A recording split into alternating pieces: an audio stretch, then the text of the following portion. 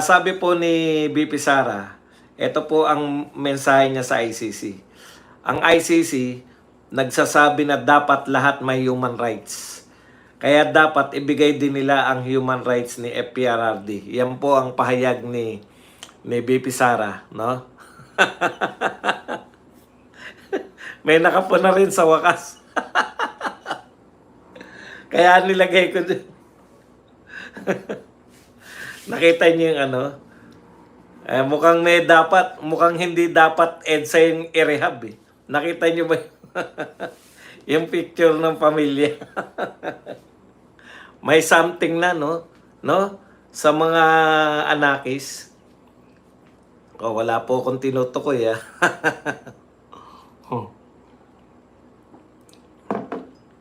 Okay. Ito po ay pinahayag ni BP Sara nung nagpunta po siya sa Hague. At nagkataon po na birthday niya, no? Marami pong nagtipon-tipon, mayroon pong palatuntunan, marami pong guest si BP Sara bukod kay Senator Amy, nakasabay niya. Naroon din po sa pagdiriwang yung kanyang kapatid, nakababatang kapatid na si Baste at saka si Marcoleta. Ayan. Oh. Na nagsabi po may sinabi rin si Marcoleta tungkol kay General Torre. Okay. So, sabi po ni BP Sara, ulitin lang natin. Kasi po, nakabase po yan, kaya po tinatag yung mga ICC na yan para usigin po yung mga gobyerno na lumalabag sa mga karapatan ng kanyang mamamayan. No? Pero, yun na nga yung ironic eh. Gusto natin papanagutin, gusto nating papanagutin si Tatay Digong, di umano, sa mga kasalanan niya sa war on drugs. Gustong papanagutin ng ICC, pero in the process, nalabag naman yung karapatan ni Tatay Digong under their law, no? Kasi maliwanag po eh. Sa batas po ng Pilipinas, wala talaga, nilabag talaga. Kasi saan po kayo makakakita ng konstitusyon ng Pilipinas na ang sang Pilipino na nakagawa ng krimen? Ito po hindi po, wag na po muna natin i-contest yung may nagawa bang krimen o wala si Tatay Digong. Yun na lang pong may nagawa, may nagawang krimen na Pilipino, na nagawa niya yung krimen sa Pilipinas. Saan po kayo makakakita sa saligang batas natin na lilitisin sa ibang bansa? Wala po. Malinaw po yan, no? Ang mga Pilipino na nagkasala sa Pilipinas, diyan po lilitisin sa ating bansa. Bibigyan siya ng karapatang marinig.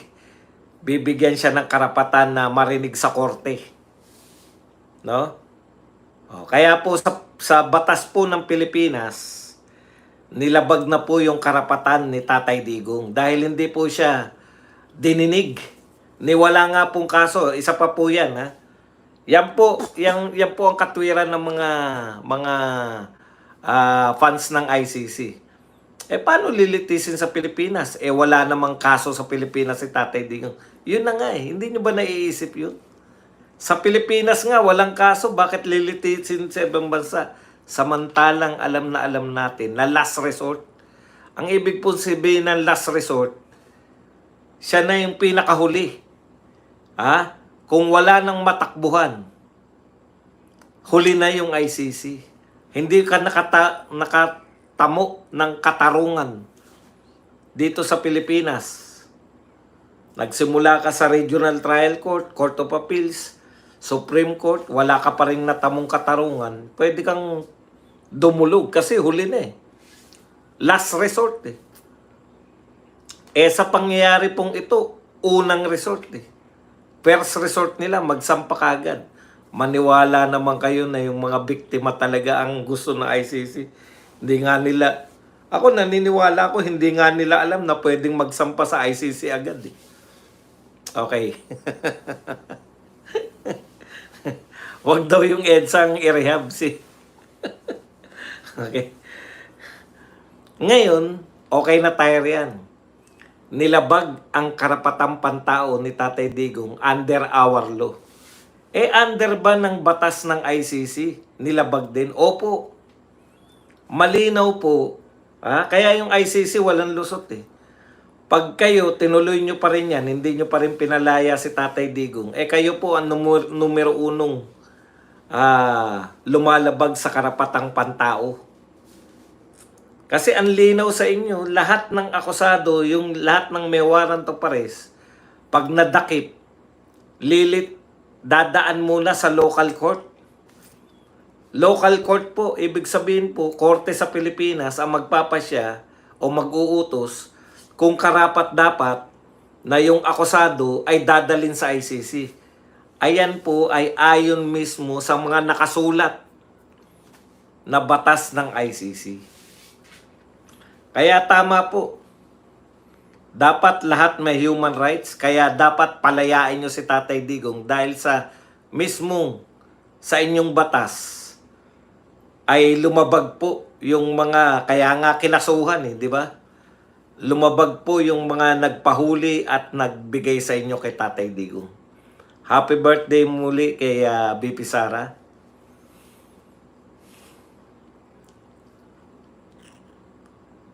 Okay.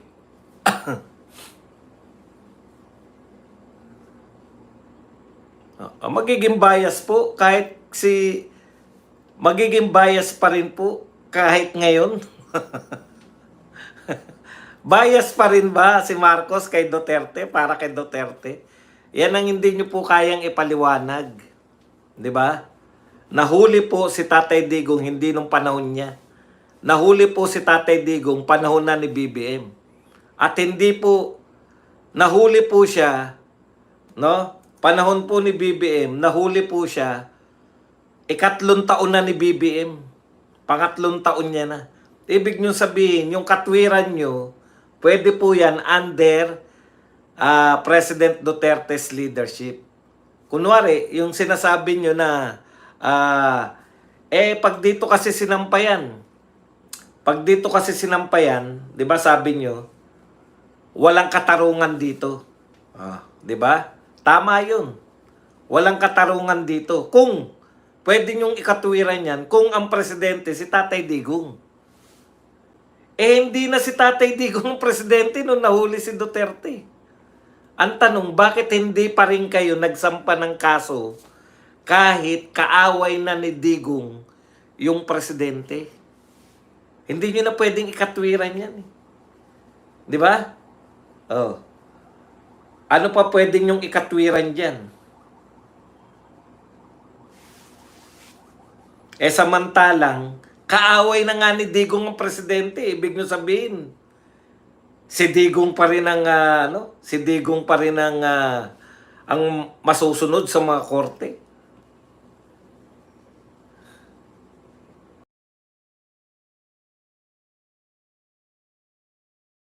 Narito na ang pinakaihintay na pagsasanib puwersa ng mga batikang political commentator mula sa balat ng social media galing sa masa. Para sa masa, kilalanin ang tambalang magpapainit ng inyong hapon sa mga usaping panglipunan. Hihimayin araw-araw mga isyong malagang malaman ng bawat Pilipino. Dito lang yan sa Brigada Agila. Brigada Agila. Samahan sina Brothers Travelers, VMR Channel, Badong Aratiles, Pambansang Loyal at Bistak Pilipinas.